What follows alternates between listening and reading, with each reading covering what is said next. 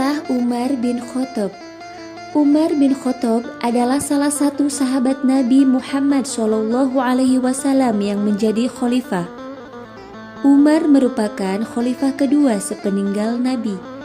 Ia melanjutkan kepemimpinan Abu Bakar Asy-Syiddiq. Umar menjadi khalifah selama 10 tahun pada 634 sampai 644 Masehi atau 13 sampai 23 Hijriah. Ia digelari Amirul Mukminin atau pemimpin orang-orang yang beriman. Umar bin Khattab dikenal sebagai sosok yang keras, pemberani dan ditakuti di kalangan kaum Quraisy. Sebelum memeluk Islam, ia bahkan merupakan penentang Nabi Muhammad SAW dan membenci ajarannya. Suatu hari, Umar yang membenci Islam bermaksud menemui Rasulullah SAW dan para sahabatnya. Ia ingin menghentikan dakwah Nabi karena dianggap telah memecah belah kaum Quraisy. Di tengah jalan, ia bertemu dengan seseorang yang memberitahu bahwa saudara perempuan Umar sendiri, Fatimah, telah masuk Islam. Mendengar hal itu, Umar pun balik badan dan segera menuju ke rumah Fatimah dengan penuh emosi. Di depan rumah, Umar mendengar sayup-sayup Fatimah dan suaminya membaca Al-Quran. Ketika tahu Umar yang datang, Fatimah dan suaminya menyembunyikan lembaran Al-Quran yang sedang mereka baca. Umar menanyakan apa yang dibaca Fatimah dan suaminya, namun mereka menjawab tidak ada suara apa-apa. Tidak puas dengan jawaban tersebut, Umar mencengkram suami Fatimah untuk memukulnya. Fatimah bermaksud membela suaminya, namun ia malah mendapat pukulan dari Umar hingga berdarah. Umar pun menyesal telah memukul saudara perempuannya itu.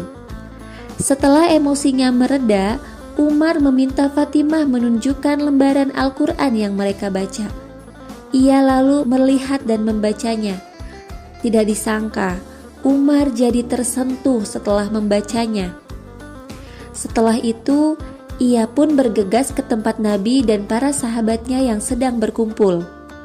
Di sana, di hadapan Rasulullah SAW, Umar menyatakan diri beriman kepada Allah Subhanahu wa Ta'ala dan masuk Islam.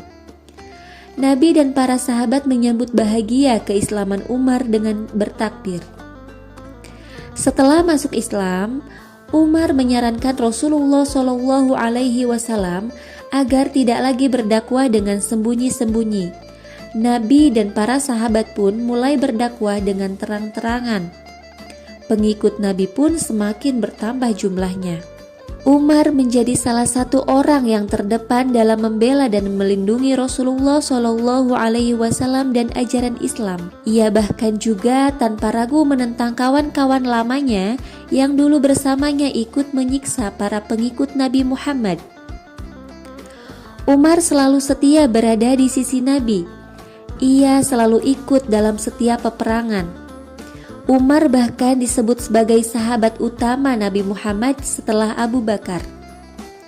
Nabi sendiri memberi julukan Umar dengan sebutan Al-Faruq, yang artinya pembeda, karena Umar mampu membedakan mana yang benar dan mana yang batil.